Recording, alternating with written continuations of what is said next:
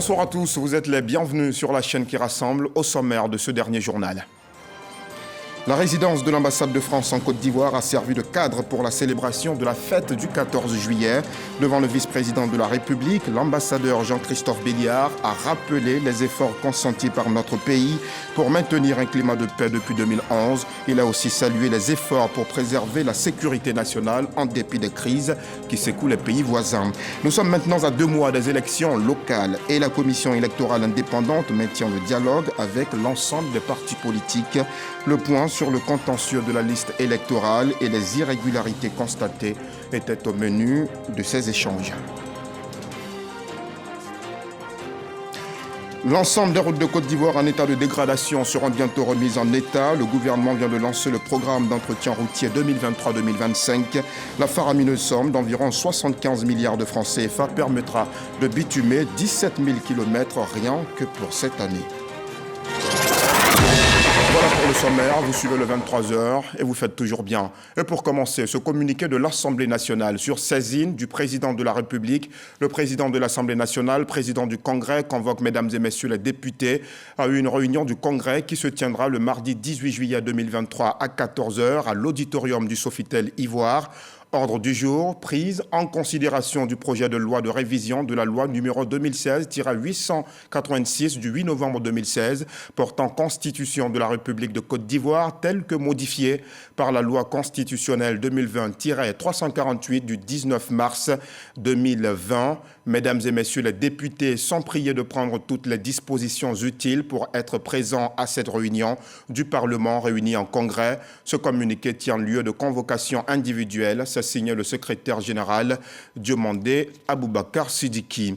Un autre communiqué du Sénat, cette fois-ci, M. Jano Aoussou-Kouadio, président du Sénat, convoque mesdames et messieurs les sénateurs aux délibérations du Parlement réuni en Congrès sur le projet de loi portant modification de la loi du 8 novembre 2016 portant constitution de la République de Côte d'Ivoire, telle que modifiée par la loi constitutionnelle du 19 mars 2020, le mardi 18 juillet 2023 à 14h à l'auditorium du Sofitel Hôtel Ivoire à Abidjan. Cette réunion du Parlement en Congrès se tient à la demande du président Alassane Ouattara, président de la République de Côte d'Ivoire, conformément à l'article 177 de la Constitution. Ce communiqué tient également lieu de convocation individuelle. Il est signé du secrétaire général.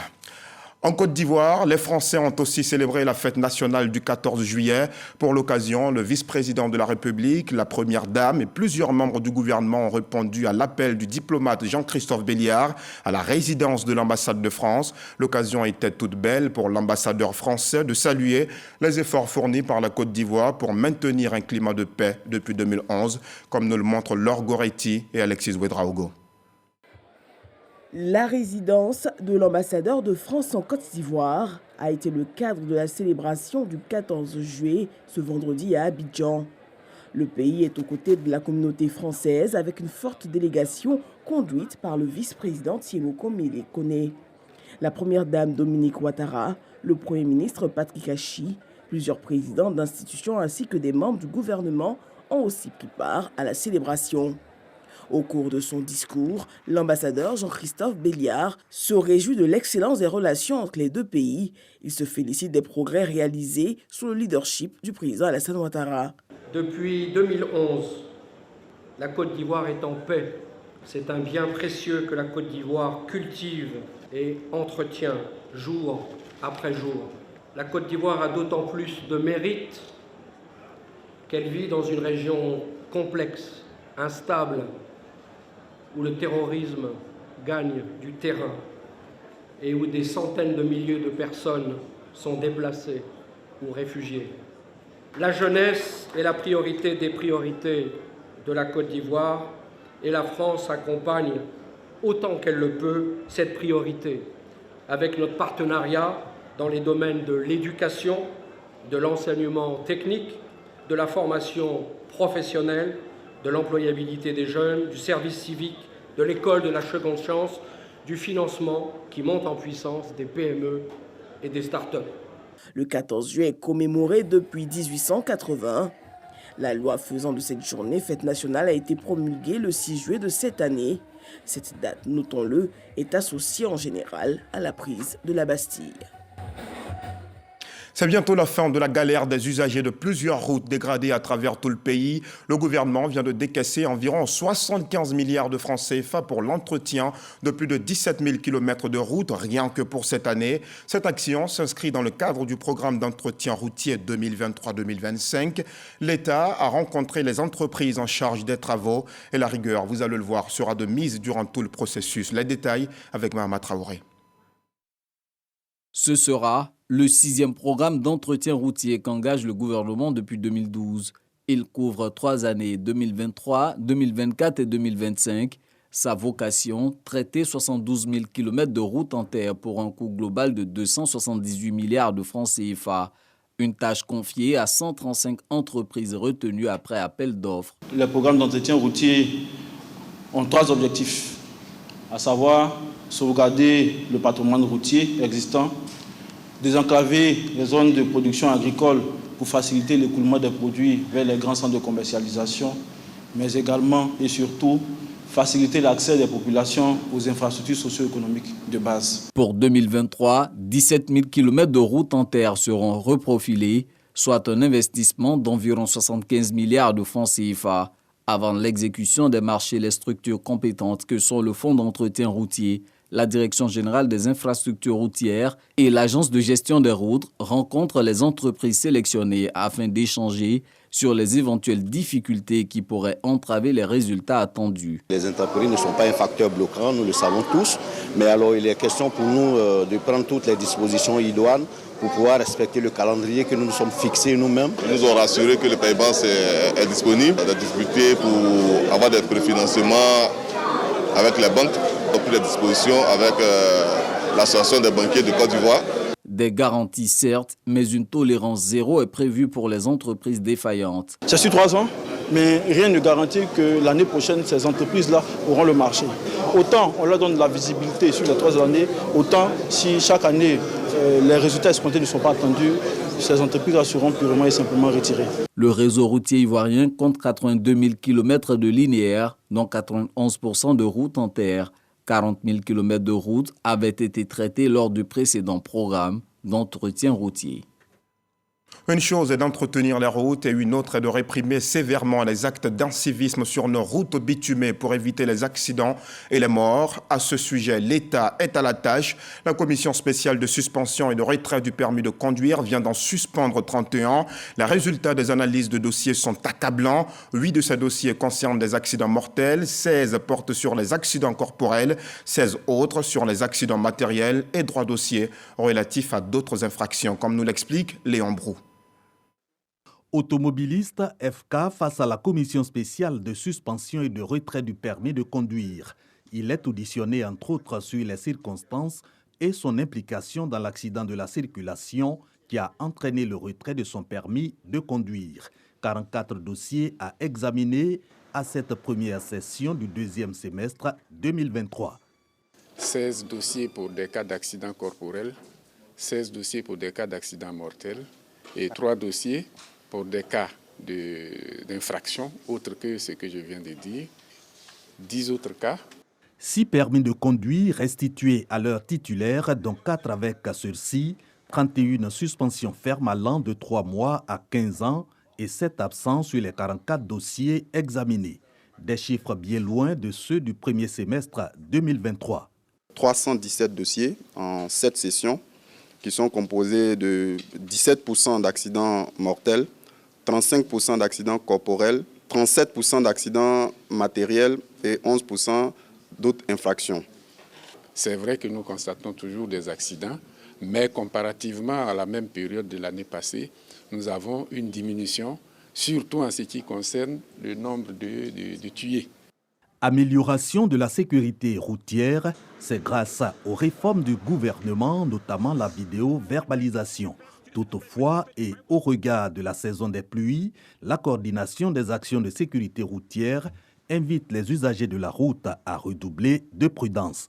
Le but, minimiser les décès par accident de la circulation. Des retraits de permis qui serviront pour sûr de leçons aux autres usagers de la route qui font preuve d'indiscipline. Comme annoncé en titre, à 2 mois des élections locales, la commission électorale indépendante maintient le dialogue avec l'ensemble des partis politiques. La CEI leur a fait le point sur le contentieux de la liste électorale et les irrégularités constatées. Plusieurs groupements politiques ont pris part à la séance de travail. Le président de la CEI et les représentants des partis politiques se sont félicités de la bonne tenue des échanges dans l'objectif d'obtenir la liste électorale définitive. Konaté Moussa. 14 147 réclamations enregistrées par la CEI dans le cadre du contentieux de la liste électorale. C'est le bilan fait par le président Ibrahim Koulibaly Kuibié à cette séance de travail avec les partis politiques.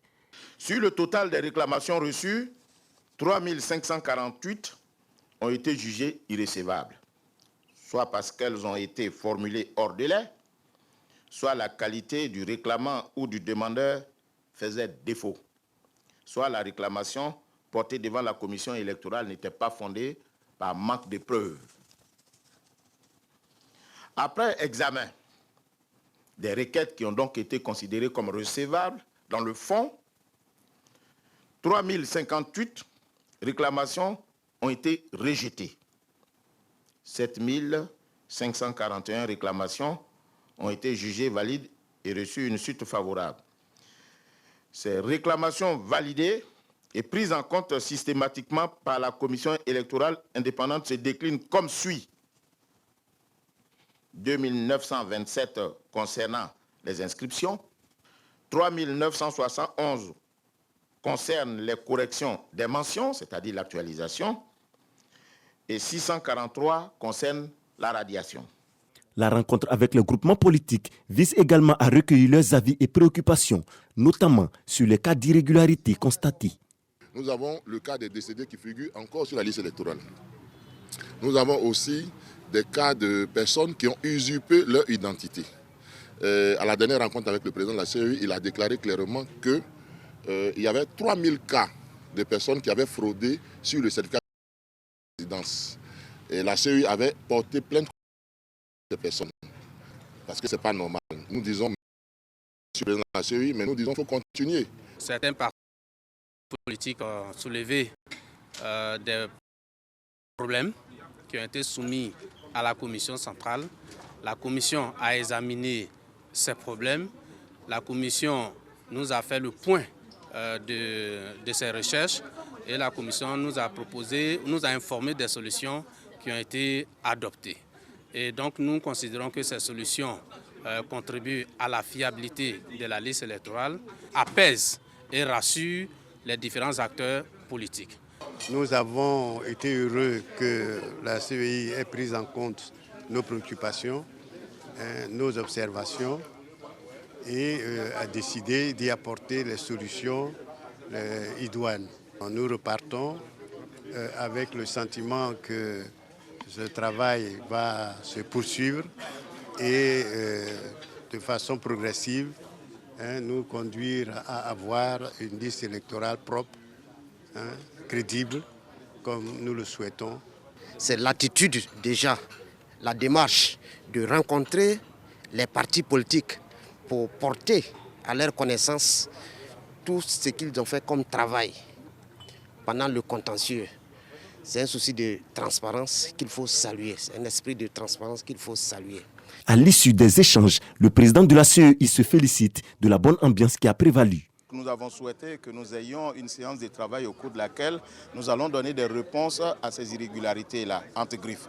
Et nous nous sommes compris, tout s'est très bien passé et je pense que les solutions ont été trouvées et la liste électorale qui va sortir sera une liste électorale transparente et inclusive parce qu'elle est issue de la volonté de tous les partis politiques. La date de l'affichage de la liste électorale définitive sera connue les jours à venir. Dans la commune de Yopougon, le ton est déjà donné. Le complexe Jesse Jackson a abrité une séance de travail entre 4000 sentinelles et le président de l'Assemblée nationale, Adama Bektogo. Occasion pour le candidat d'instruire les sentinelles sur les stratégies de mobilisation des populations pour des élections locales. Le reportage de Frédéric Koulaï. 4000 personnes ont pris d'assaut le complexe Jesse Jackson de Yopougon Objectif, remobiliser les troupes du RHDP avant les élections locales. Il s'agit pour les organisateurs de mettre en mission les jeunes, les associations, les leaders de communauté et les femmes. Le message est bien perçu par les participants. Nous demeurons vos soldats, prêts pour le combat, prêts pour la protection de notre intérêt commun, à savoir la commune de Yopougon, si chère à vos yeux. Pour cela, nous irons partout où vous nous enverrez pour porter votre voix, pour porter votre projet communal pour Yopougon. Votre équation personnelle d'homme d'État, d'homme généreux et populaire, d'homme pragmatique, avec une haute conscience et une volonté inébranlable de relever les défis qui s'imposent à vous, ont largement contribué à votre assise populaire. Pour ratisser large en faveur du candidat du RHDP, 6 coordinations ont été créées. Ces coordinations pilotées par Claude Sailly travaillent à la mise en place de la stratégie du RHDP. Aujourd'hui, ce n'est pas un meeting que nous avons tenu, mais une séance de travail avec l'ensemble des sentinelles et des superviseurs des 6 coordinations de l'axe 2 que j'ai donc mis sur pied. Et chaque sentinelle a eu le devoir de rechercher 50 personnes. Or, nous avons aujourd'hui 4000 sentinelles pour le seul axe 2, l'axe stratégique de l'élargissement de la base électorale de la campagne d'Adama Bictogo. Voici comment scientifiquement nous avons donc élaboré cette stratégie. Adama Bictogo, présent à cette cérémonie, n'a pas souhaité prendre la parole au cours de cette rencontre. Il s'exprimera très prochainement devant les populations de Yopougon, a-t-il promis. Ils sont exactement 42 008 candidats qui frappent cette année à la porte de l'École nationale d'administration. Un chiffre record jamais enregistré dans l'histoire de l'ENA. La ministre de la fonction publique, Anne-Désirée Ouloto, a donné ce matin le top départ des épreuves pour les quelques 5 400 candidats du cycle supérieur, comme nous le montre Grace Kando. École nationale d'administration ce samedi. La phase de présélection des candidats au concours d'entrée 2024 à l'ENA démarre. La ministre de la fonction publique lance les épreuves. Les premiers concernés sont les 5 426 candidats du cycle supérieur répartis dans 3 villes du pays, Abidjan, Daloa et Yamoussoukro. Ils composent en culture générale, anglais et logique. Je suis professeur au privé. J'ai décidé de passer ce concours pour être inspecteur des impôts. Je vais avoir une autre expérience professionnelle. Je trouve que les épreuves sont plus ou moins abordables. Bon, j'ai vu les épreuves, je crois que je peux m'en sortir. J'ai suivi des cours de préparation pour présenter ce concours. Je pense que cela va m'aider à réussir à atteindre mes objectifs. Pour le concours d'entrée 2024 à l'ENA, quelques innovations sont enregistrées. La réduction du coefficient de l'étape de l'oral devant le grand jury qui passe de 5 à 3. Mais également le fait aussi que dans ce grand oral, il n'y aura pas de tirage au sort de sujet, mais il s'agira justement d'entretien des membres du jury avec le candidat. Je voudrais vraiment les encourager et les inviter à rester concentrés.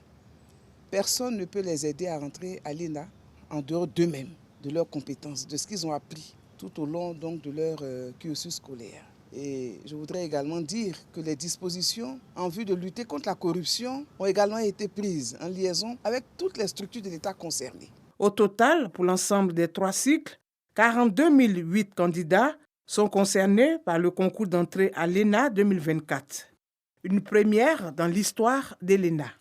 Nos jeunes Ivoiriens ont compris que l'ENA fait ce qu'il a à faire pour donner de la chance à tous et à toutes.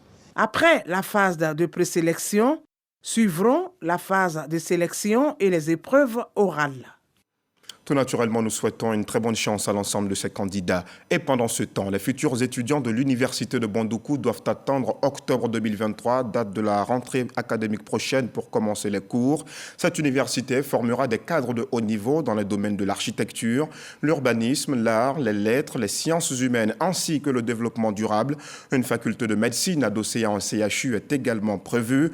Le ministère technique, les enseignants-chercheurs et autres experts se sont réunis cette semaine autour du ministre de l'Enseignement supérieur pour réfléchir sur la consolidation du curricula de formation. Frédéric Oulaï, Chantal Akanda. Experts, enseignants-chercheurs et ministères techniques ont défini les axes pédagogiques de la nouvelle université de Bondoukou. Une rencontre au cours de laquelle le président du comité de pilotage a signifié que le parcours de la formation doit tenir compte du marché de l'emploi. Ces commissions ont toutes travaillé en toute indépendance et ont permis de structurer la nomenclature des UFR, écoles et instituts de l'université de Bondoukou et de proposer des parcours de formation alignés sur les 8 domaines du RESAO et à même de répondre aux besoins locaux, nationaux et régionaux du marché de l'emploi. L'université de Bondoukou entend être un pôle d'excellence, un objectif en cohérence avec la thématique du développement durable qui prend en compte le vécu des populations.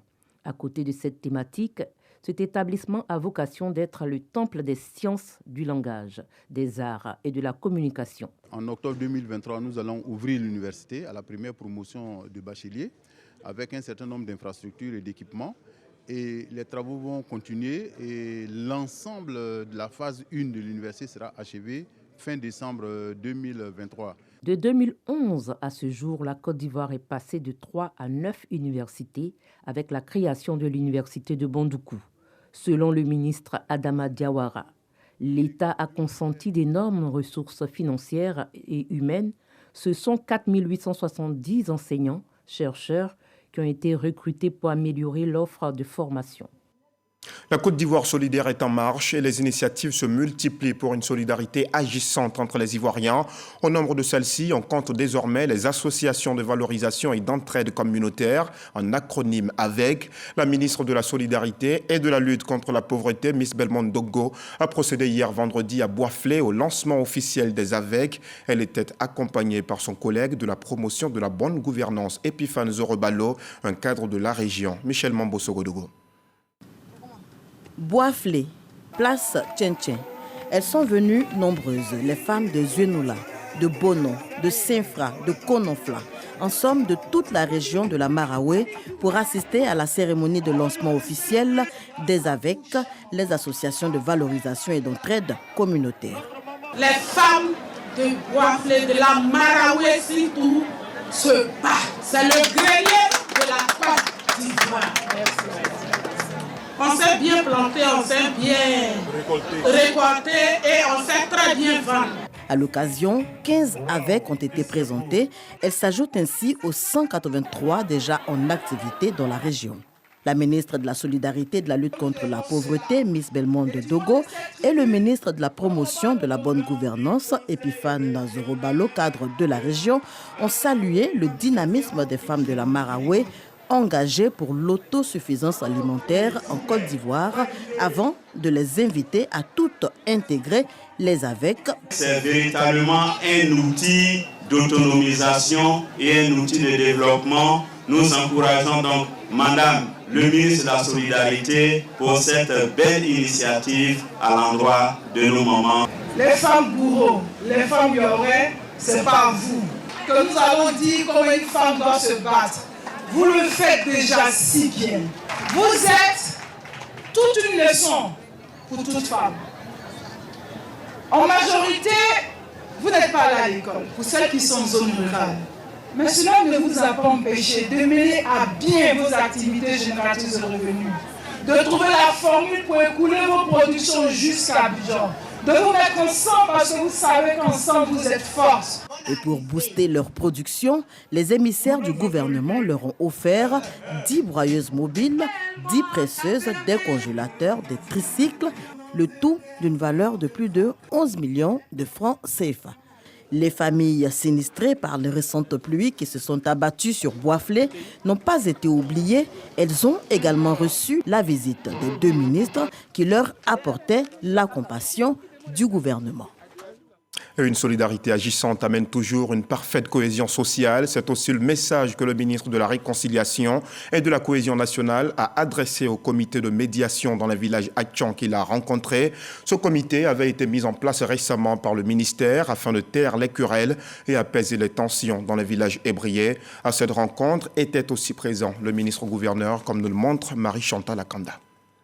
La communauté Atchon est à la recherche de solutions pour résoudre des crises qui secouent les villages ébriés. C'est une préoccupation pour le doyen Ernest Nkumomobio, ancien maire de la ville d'Abidjan, cadre ébrié. Il a dépêché une délégation auprès du ministre de la Réconciliation et de la Cohésion nationale, en vue de se pencher sur des conflits récurrents qui minent la vie sociale et économique des localités ébriées.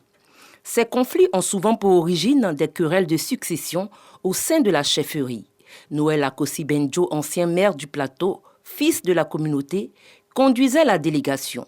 Tous les villages ne sont pas encore en paix parce qu'il y a un problème de chefferie, un problème de gouvernance, mais c'est des problèmes d'hommes et de femmes qui peuvent se régler. Il suffit tout simplement que nous nous mettions autour d'une table et qu'ensemble nous adressons les problèmes de notre communauté. Je pense qu'avec la contribution du ministre et du gouvernement, nous allons y arriver pour que la paix revienne dans notre communauté et surtout à Abidjan, qui est le cœur du développement de notre pays.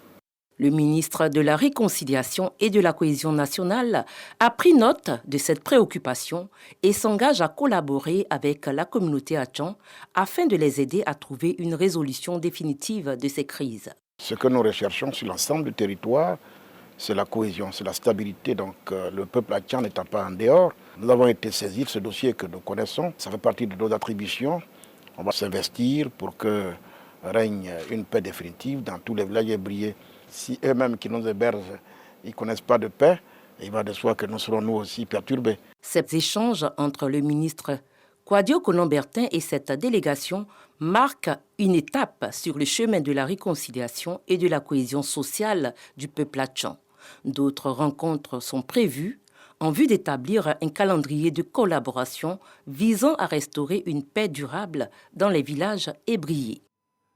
Prenons la direction de Grand Laou à présent. Grand Laou Label va bénéficier bientôt d'une aire de repos, mais aussi de loisirs qui sera baptisée du nom du chef de l'État. L'important projet qui vise à booster le tourisme local prend forme. Il a été lancé par le ministère du Tourisme et des Loisirs. Patricia Omouitia. La cérémonie de pose de la première pierre de l'aire de repos et de loisirs Alassane Ouattara de Yokobwe a rassemblé de nombreuses personnalités, notamment Nadine Nieba, députée de Yokobwe. La réalisation de toutes ces infrastructures feront de Yokobwe un pôle de développement et d'attraction touristique, mais aussi et surtout la locomotive de l'émergence. Le promoteur du projet et le président du Fonds de développement touristique ont exprimé leur satisfaction quant à la réalisation de ce projet. Nous avons répertorié déjà 18 sites sur lesquels ce projet va se réaliser pour permettre aux automobilistes et tous ceux qui voyagent de pouvoir s'arrêter à un moment donné, se reposer, se restaurer et, si possible, donner du goût aux Ivoiriens de visiter leur pays. C'est surtout l'objectif visé par ce projet-là. Notre engagement à vous accompagner justement dans ce projet structurant qui va certainement et sans aucun doute changer le visage de la côtière pour le plus grand bonheur de la population locale et des voyageurs itinérants. Pour le ministre du Tourisme, Siandou Fofana, cette infrastructure transformera la localité de Yokobwe tout en favorisant son développement économique. C'est d'identifier les zones porteurs de croissance et nous pensons qu'ici, si nous implémentons une envergure de projet de cette dimension et que nous continuons à l'étendre, ça ne peut que impacter positivement la croissance de ce territoire. Cette initiative, portée par le Fonds de développement touristique, s'inscrit dans la stratégie de développement touristique Sublime Côte d'Ivoire. Hors de nos frontières, ce drame survenu en Corée du Sud, au moins 22 personnes sont mortes et 14 sont portées disparues à la suite de pluies torrentielles qui se sont abattues sur plusieurs régions du pays. Les victimes ont pour la plupart été englouties lors de glissements de terrain ou ont chuté dans une retenue d'eau inondée. Selon le ministère de l'Intérieur de la Corée du Sud, la majorité des victimes, dont 16 morts et 9 personnes disparues, se trouvaient dans la province de Gyeongsang du Nord, où de gigantesques glissements de terrain en zone montagneuse ont enseveli des maisons habitées. Plusieurs des personnes portées disparues ont été emportées dans des débordements d'une rivière dans cette région selon les autorités. Bien évidemment, toute notre compassion. On arrive au terme de ce journal. Merci aux équipes techniques de rédaction. Merci à vous aussi de nous avoir suivis. L'information revient dès le lever du jour à 6h avec Abdoulaye Koné. Excellente soirée.